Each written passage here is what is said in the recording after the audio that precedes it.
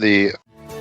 Welcome back to Turning Hard Times into Good Times. I'm your host, Jay Taylor, and I'm really pleased to have John Rubino with me once again, and you can learn more about John's work. Keep up with his ongoing posts that are there and his articles that he writes at dollarcollapse.com, dollarcollapse.com. John has been the author of a number of books. He co-authored a couple of books with a couple of different people. The Collapse of the Dollar with James Turk is probably the first and probably the best-known book, perhaps, that John has written and been a part of. But we want to thank John for being with us again. Thanks for joining me today, John.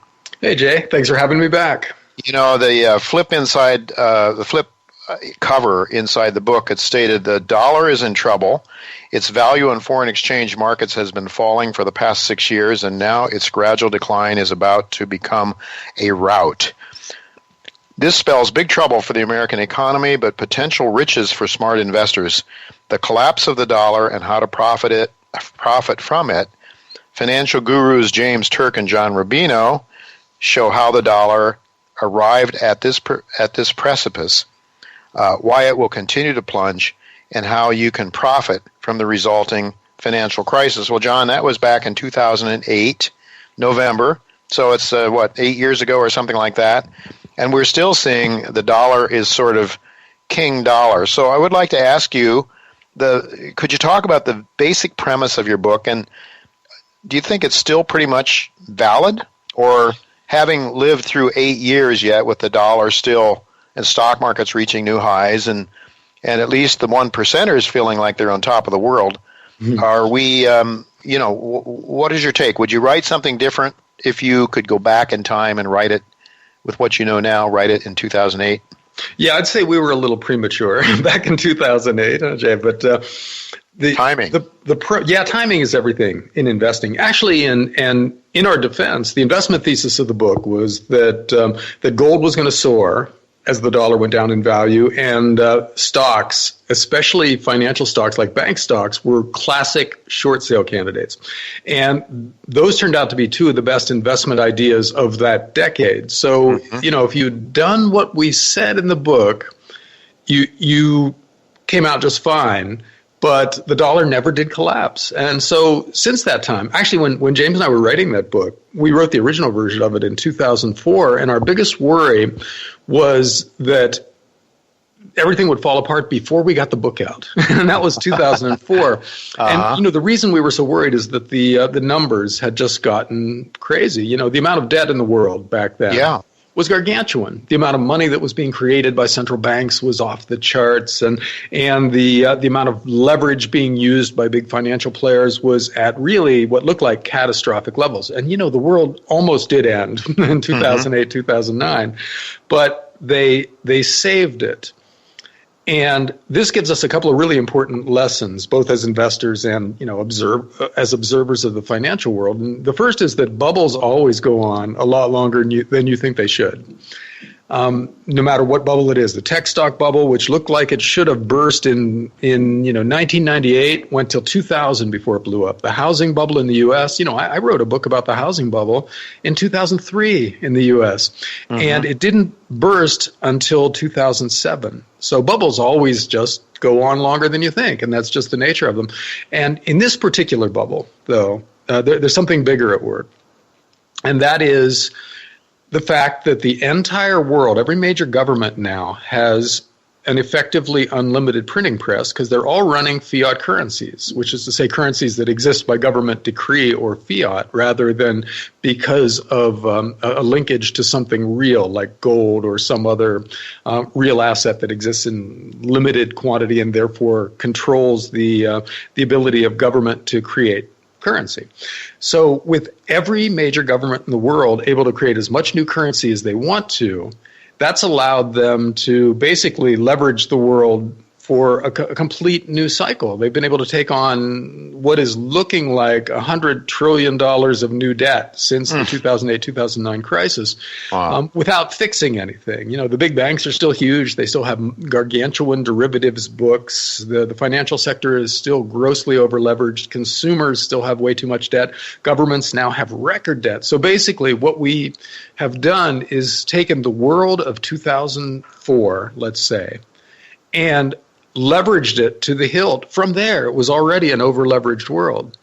And we are now vastly more leveraged and therefore more fragile than we were back then. So this is still going to blow up. I think you'll be able to take a lot of what was said in the coming collapse of the dollar and just add some zeros to the charts and still get a valid, timely message, because all that has happened in the past 10 years is that we borrowed a whole lot more money and kept ourselves afloat that way. So, in that sense, the world is like the family down the street where somebody loses a job, but instead of scaling back their lifestyle, they just put it on credit cards, and eventually they run out of borrowing capacity on their credit cards, and then the repo man comes and takes all their stuff away. Well, the world is heading for that point.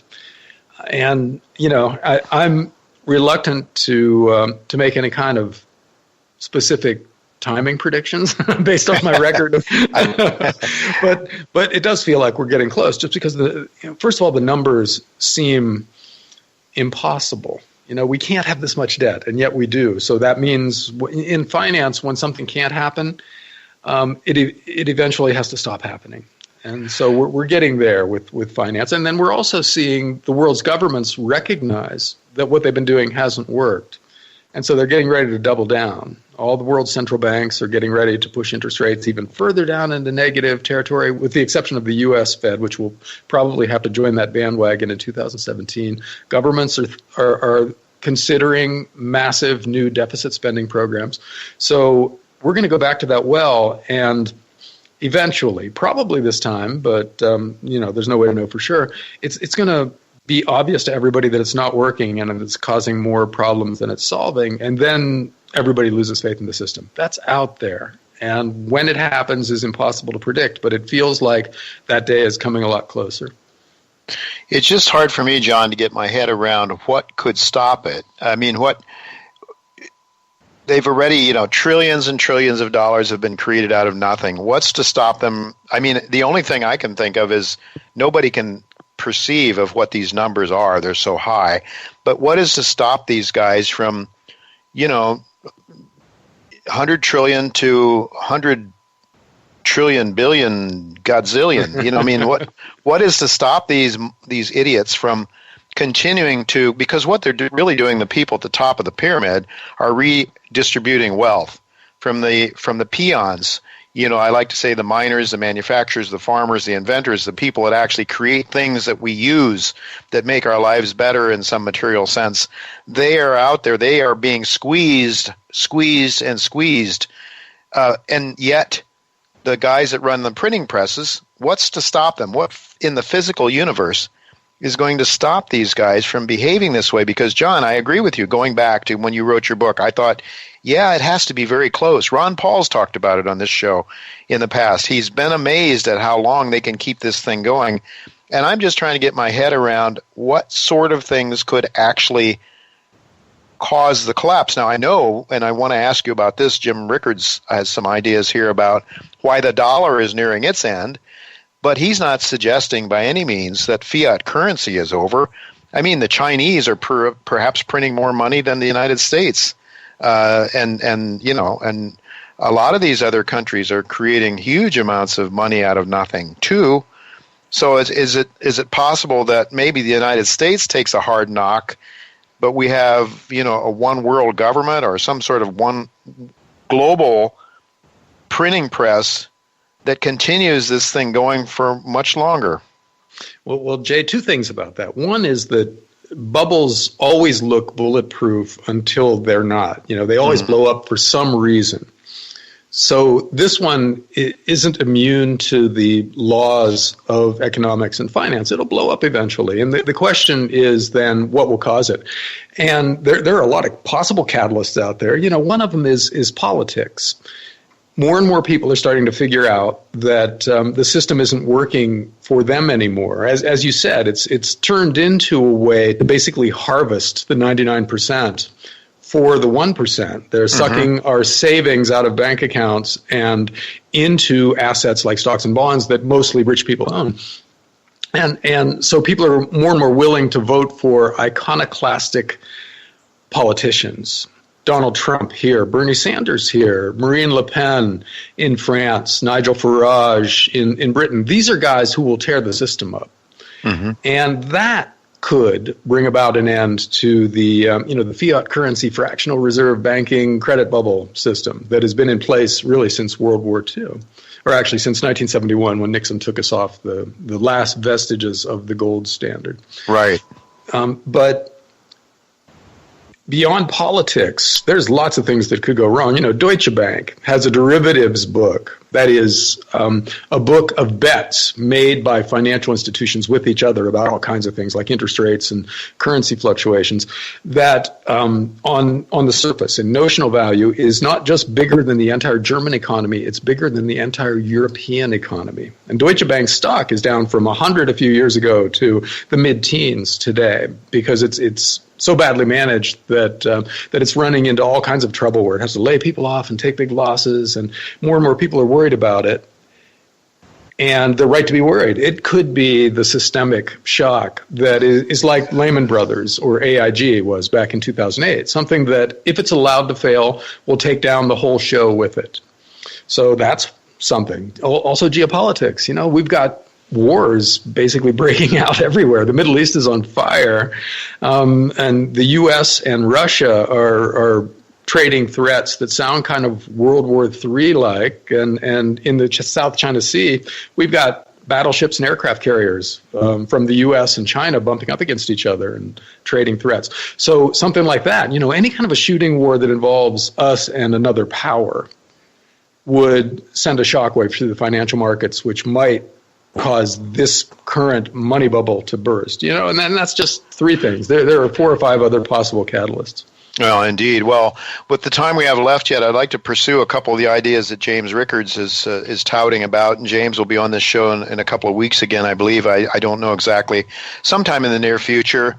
But I was reading over some of his material this morning, and partly in preparation for this discussion, John. And Rickards is talking about how the United States has had veto power at the IMF, and they've had it for some time. However, the voting is changing, and the balance of power at the IMF is changing.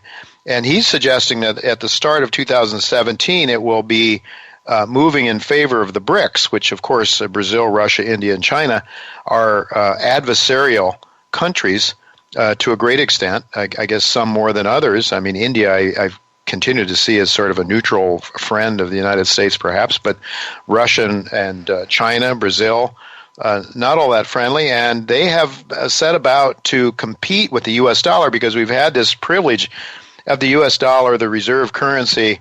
The hegemony of the U.S. dollar has been of great benefit. We've been able to live beyond our means as Americans for so many years because we've been able to force the rest of the world to accept dollars as the main reserve currency. But the BRICS have now set up their own development bank. They're really setting up their own undersea internet cable network to escape the wiretaps from the United States. The BRICS, at the most recent G20 meeting, broke off and had a mini summit of their own apart from the United States and European countries to find out and figure out how they can force this veto reform at the IMF. And another thing that we've had William Engdahl on this show talking about repeatedly, the New Silk Road, this gigantic infrastructure of trading and commerce between China, Russia, and India, India and China, the most populous countries in the world, with the railroads, highway systems, shipping systems, and so forth, consolidating and competing against what I call the Anglo-American empire. Rickards points out that 85% of trade outside the United States takes place in dollars. So now, if they're able to put something together like the SDR, which is what I think Jim Rickards is suggesting will happen, he's suggesting that the dollar could fall dramatically. And he points out, he says the reason we have $2 gas instead of $6 gas is because we have this world's reserve currency. What are your thoughts on that? Is that you think something like that could really turn the tables upside down for Americans and for the dollar? Is that a possible scenario for a dollar collapse, if not a global collapse? Yeah. The dollar collapse thesis isn't the dollar falling against other currencies necessarily. It's the end of the whole concept of fiat currency. In other words, everything collapses because it's a flawed idea. And the dollar will lead the collapse because it's the leading currency. But yeah, the U.S. having the world's reserve currency gives us immense power around the world. We can finance a $1 trillion a year global military empire that bullies everybody. And so the rising powers in the world, China and Russia and India and a few others, would love to take us down a peg just because it's relative. If we diminish in terms of the power that we have to project and protect our interests around the world, they rise. And so, sure, that's part of their long-term plan. They're selling their dollar-denominated investments pretty aggressively right now and replacing those investments with gold. So the probable plan is to back their currencies with gold to a greater and greater extent and make those currencies look more rock solid than the dollar and the euro and to an extent the yen, and in that way convince other people to hold those currencies as reserve assets and trade with them and everything, and give some of that power that the U.S. now enjoys to them.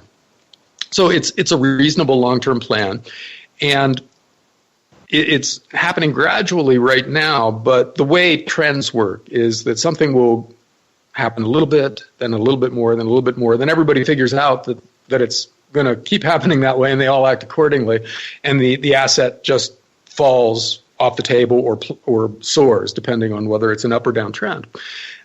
That's probably in place for the dollar in the long run based on what's going on out there. And Jim Rickards' idea is that we'll replace the dollar as the world's reserve currency with the SDR. Right. Which is a special drawing right that's basically based on a basket of major currencies with the dollar and the euro and the yen and the yuan all in there. So which means it's as bogus as any other fiat currency because it's only made up of fiat currencies. So that's just a stopgap.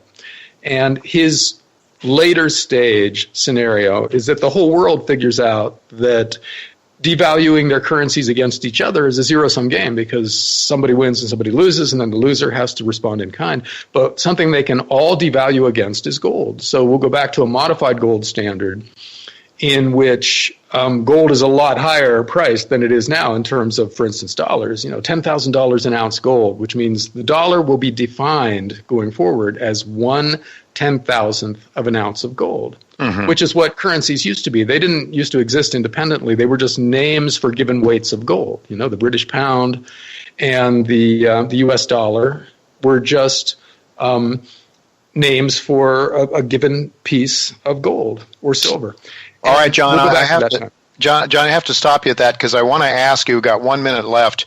An article you recently wrote that has to do with the commitment of traders. You're suggesting that we may be coming close to a little better time. Gold has been trending sideways. Tell us what you see now with the commitment of traders. Yeah, that's a measure of what the players in the futures contract market are doing for gold. In other words, the paper players. And when the speculators get excited in either direction, whether they're long or short, they tend to be wrong. And so the market goes the other way. Well, lately they've been incredibly long. The speculators have been overexcited, which means gold has to go down until the speculators change their mind and stop being long and start going short, at which case it's a good time to buy, at which point it's a good time to buy. And we're about halfway through that process. So based on the Commitment of Traders report as a historical indicator, gold and silver should fall a little more from here, but it should find a bottom pretty soon, and that's going to be a phenomenal entry point when and if it happens. All right. Well, thank you. We'll have to leave it go at that because we are out of time. Thank you so much for being with us, John. We'll look to do it again sometime in the near future. Great. Thanks, Jay.